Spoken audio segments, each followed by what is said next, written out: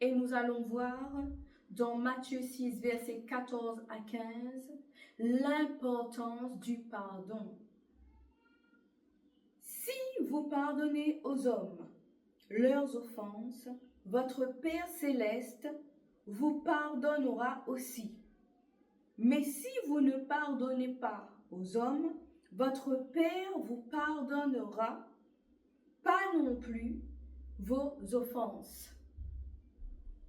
Dans ce verset, Jésus nous dit que si on ne pardonne pas aux hommes toutes leurs offenses qu'ils ont commises vis-à-vis de nous, nous-mêmes, quand nous allons arriver devant Dieu pour demander le pardon de Dieu, Dieu ne nous pardonnera pas.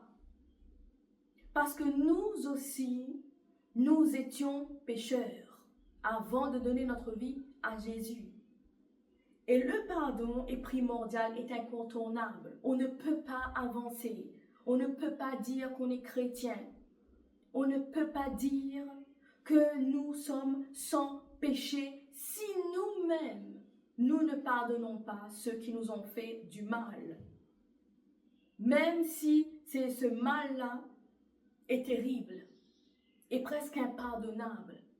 Dieu connaît tout ce que les hommes vous ont fait. Mais quand vous arrivez devant le Seigneur, il faut que vous aussi vous arrivez à pardonner tous ceux qui vous ont fait du mal.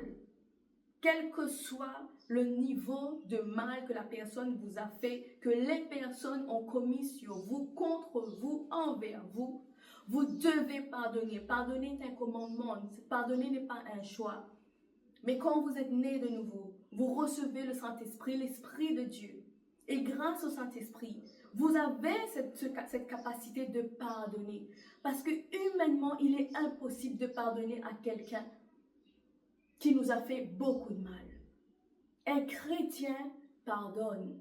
On n'avance pas avec Jésus, avec le non-pardon de toutes les personnes qui nous ont fait du mal. Car nous-mêmes qui étions pécheurs,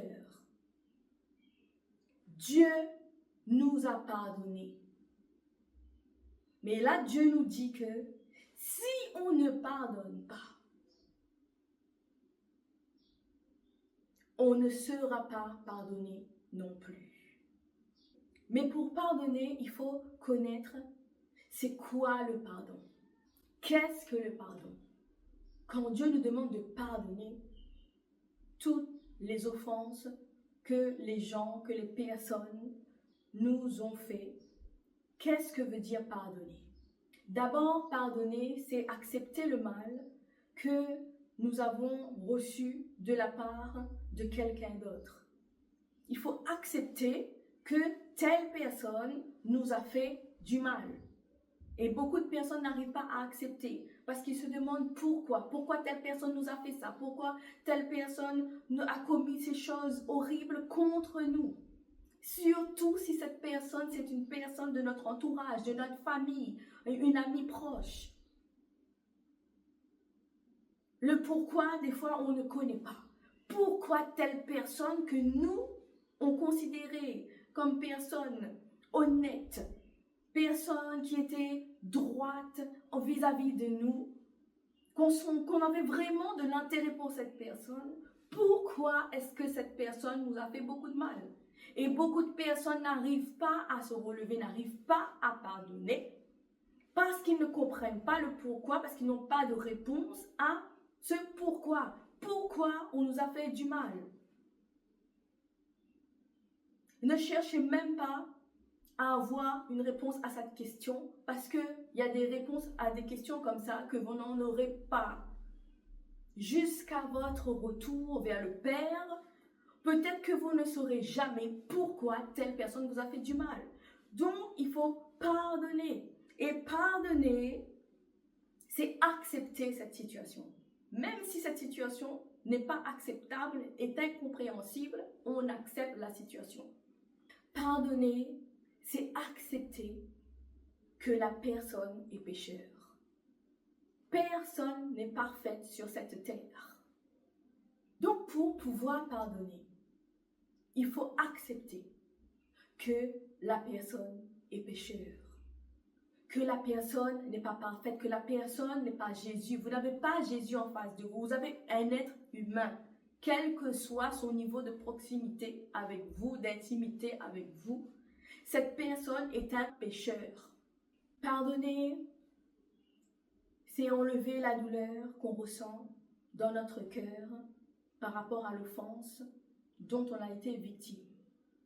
Pardonner, c'est d'accepter de voir que les personnes avec lesquelles on a l'habitude d'être et que les personnes qu'on aime, parce que le pardon, ce n'est pas surtout pour la personne qu'on n'aime pas, c'est pour des personnes qu'on aime, parce que souvent les personnes qui nous blessent, qui nous font beaucoup de mal, ce sont les personnes que nous aimons.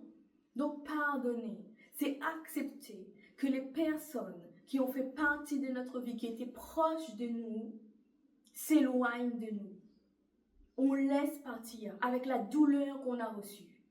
Pardonner, c'est se relever et recommencer à marcher. Beaucoup de personnes, quand ils ont reçu des blessures, des coups, n'arrivent plus à se relever, n'arrivent plus à marcher, n'arrivent plus à avancer parce que la douleur est tellement forte dans leur cœur que leur vie est finie. Alors le pardon est important pour que vous puissiez avancer. Et surtout, pardonner, c'est rejeter la haine, la rancune que nous avons vis-à-vis de ces personnes. Parce qu'une fois qu'on a été blessé, une fois que nous avons été victimes de beaucoup de maux terribles à cause d'une personne, ce qui nous vient en premier, ce qu'on ressent en premier quand on est une personne normale, c'est qu'on a envie de se venger. Et ce désir de vengeance retient la haine, la rancune dans notre cœur. Que la personne qui nous a offensés est vivante ou décédée, il faut pardonner. Il faut avancer. Pardonner, ce n'est pas oublier. Dieu ne nous demande pas de tirer un trait sur le mal que nous avons subi.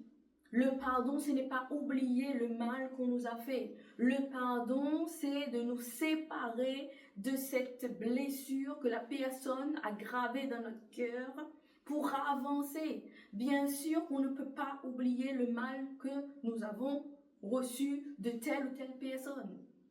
Donc c'est une chose vraiment importante à savoir que le pardon, ce n'est pas oublier. Comme si rien n'a été fait, comme si tout allait bien. Non, il y a eu une blessure, il y a eu du mal, il y a eu de la souffrance, il y a eu des douleurs terribles. Et le cœur a pris un sacré coup. Et Dieu ne nous demande pas de pardonner pour nous faire plaisir, parce que ça fait mal de pardonner. Certaines personnes n'arrivent pas à pardonner parce qu'ils pensent que pardonner c'est oublier et repartir comme avant avec la personne, comme si que rien nous a été fait, il n'y avait aucun mal, rien du tout. Pardonner, ce n'est pas ça. Pardonner, ce n'est pas de reprendre une relation avec la personne. Surtout, il faut bien comprendre que Dieu ne nous demande pas dans le pardon de reprendre, de relancer une relation avec la personne qui nous a fait du mal. Ce n'est pas ça pardonner. Au contraire, s'il vous a fait du mal, si la personne vous a fait du mal, il faut rester loin de cette personne. Vous pardonnez de loin. Et vous allez voir que Dieu ne nous demande pas de pardonner pour la personne, mais Dieu nous demande de pardonner pour nous soulager notre cœur. Donc pourquoi Dieu nous demande de pardonner? D'abord, le pardon, ce n'est pas pour la personne qui nous a offensés. Le pardon, c'est pour nous, enfants de Dieu, nés de nouveau, qui acceptent de suivre Jésus-Christ. Le pardon, c'est pour la guérison de notre cœur. Et là, écoutez bien ce que je vous dis là. Le pardon, c'est pour guérir votre cœur. qui a reçu des coups, des blessures, qui a des marques terribles à cause des coups que vous avez reçus, la trahison, le mensonge contre vous, les diffamations, les commérages, tout ça là, que l'a dit, l'a fait contre vous, ça vous a fait mal. Surtout venant d'une personne que vous aimez. Mais le pardon, ce n'est pas pour la personne là. D'abord, le pardon, c'est pour vous-même qui avez accepté Jésus et qui veut continuer à marcher avec Jésus. Le pardon, c'est pour que notre cœur reste pur, que notre cœur soit 100% avec Jésus. C'est un nettoyage du cœur, une sanctification du cœur, pour être sans tache, pour suivre Jésus-Christ.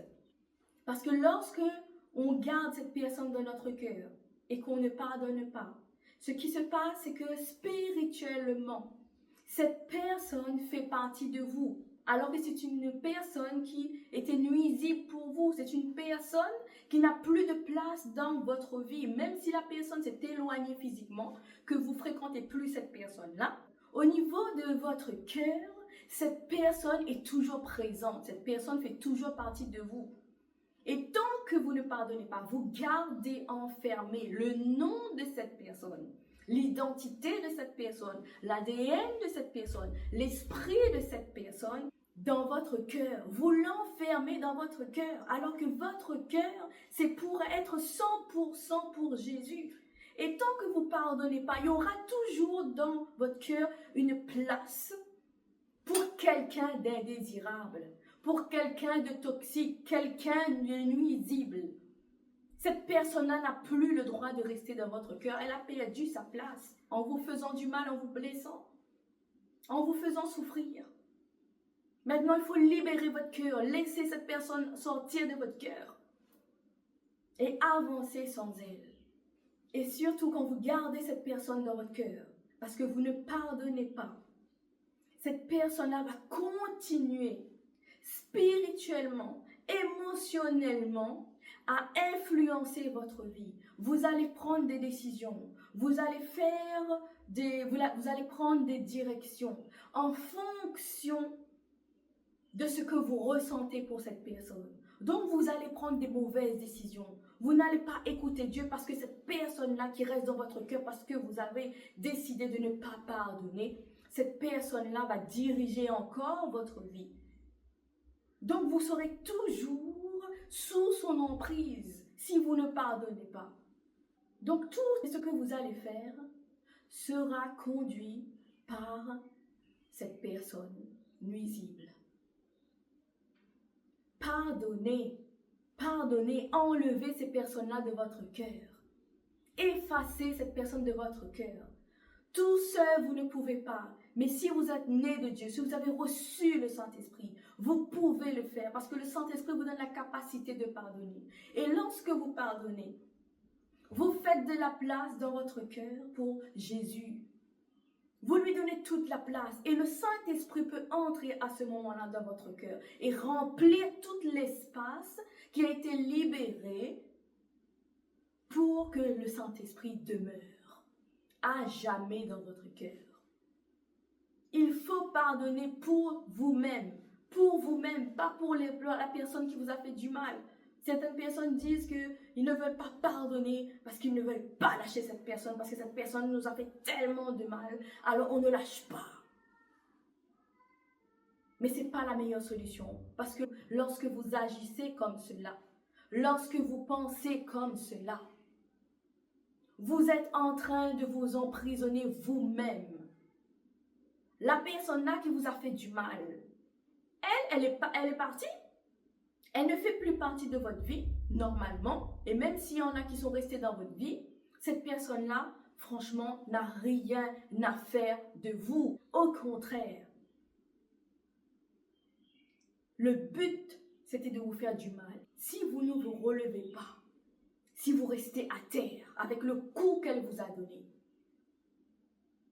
elle a réussi à détruire votre vie.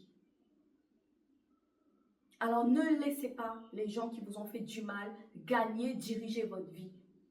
Pardonnez, enlevez le nom de cette personne, l'identité de cette personne, l'ADN de cette personne l'esprit de cette personne dans votre vie. Relevez-vous et avancez avec le Seigneur. Laissez le Saint-Esprit prendre toute la place. Laissez le Seigneur remplir votre cœur. Et votre vie changera. Vous allez prendre de meilleures décisions. Beaucoup de personnes n'arrivent pas à avancer.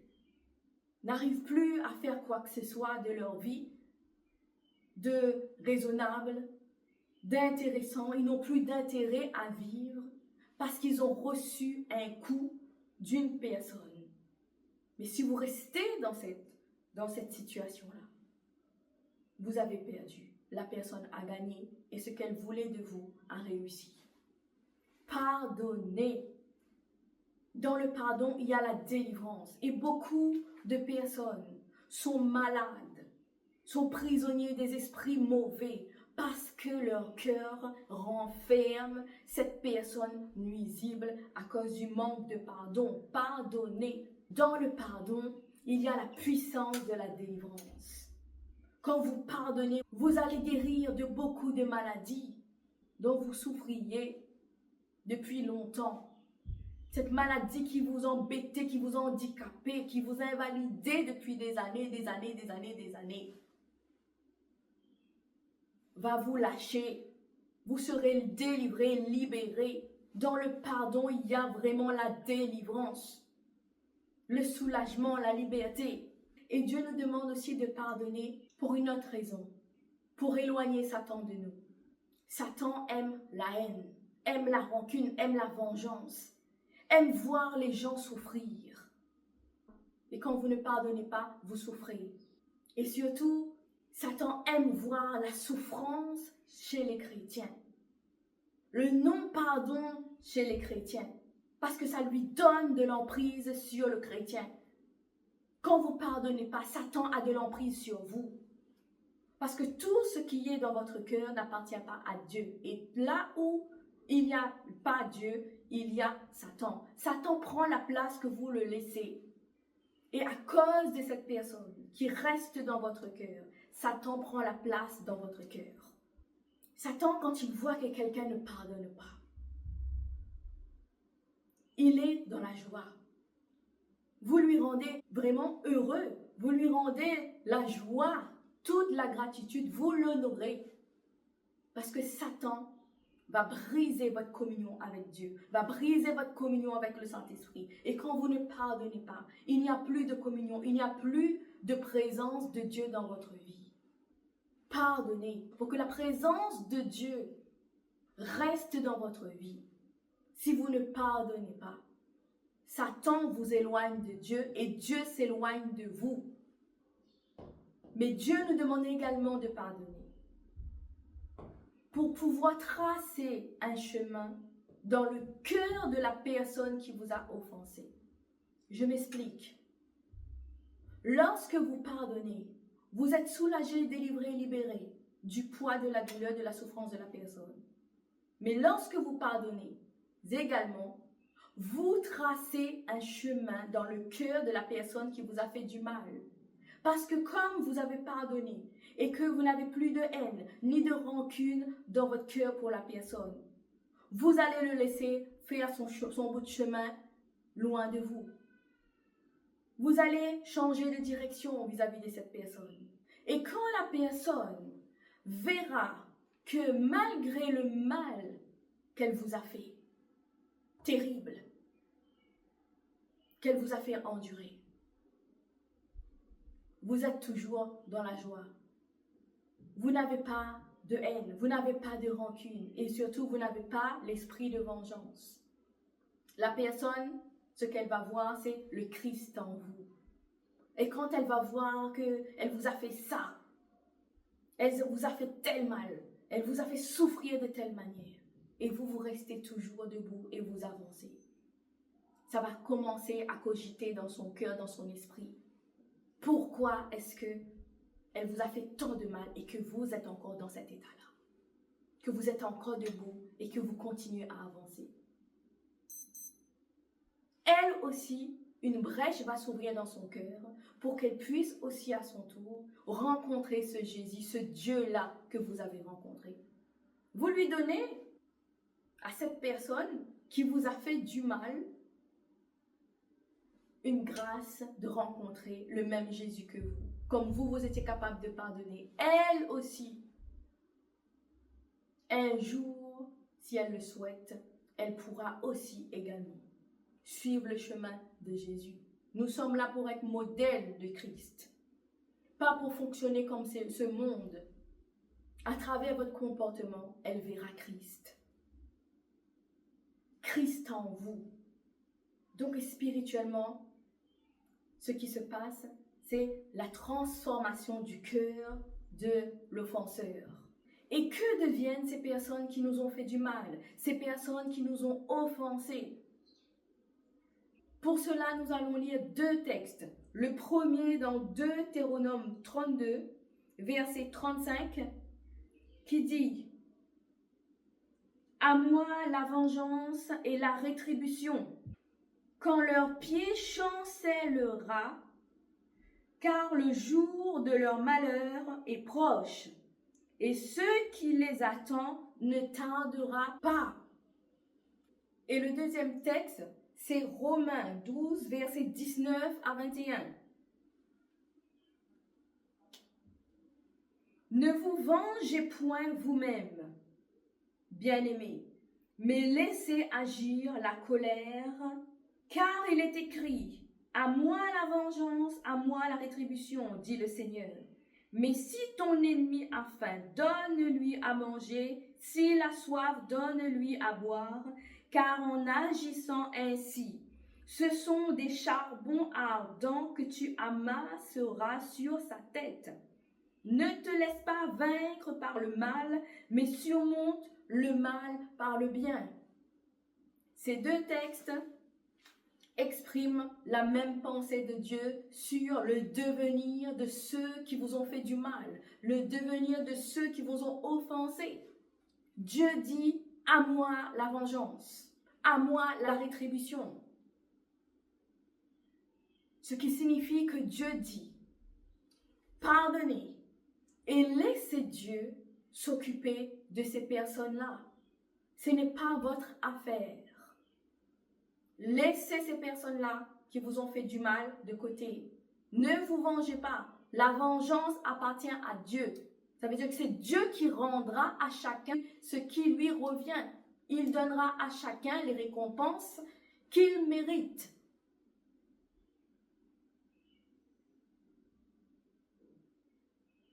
Dans la vie, tout se paye. Toutes les actions que nous faisons de mal auront des conséquences. Et nous allons les payer très cher. Donc ne vous occupez pas de ceux qui vous ont offensés. Votre priorité, c'est votre santé mentale, physique, spirituelle, émotionnelle. Pardonnez et laissez la vengeance à Dieu. C'est Dieu qui va s'occuper de ça. C'est lui qui dit pardonnez. À moi la vengeance, à moi la rétribution.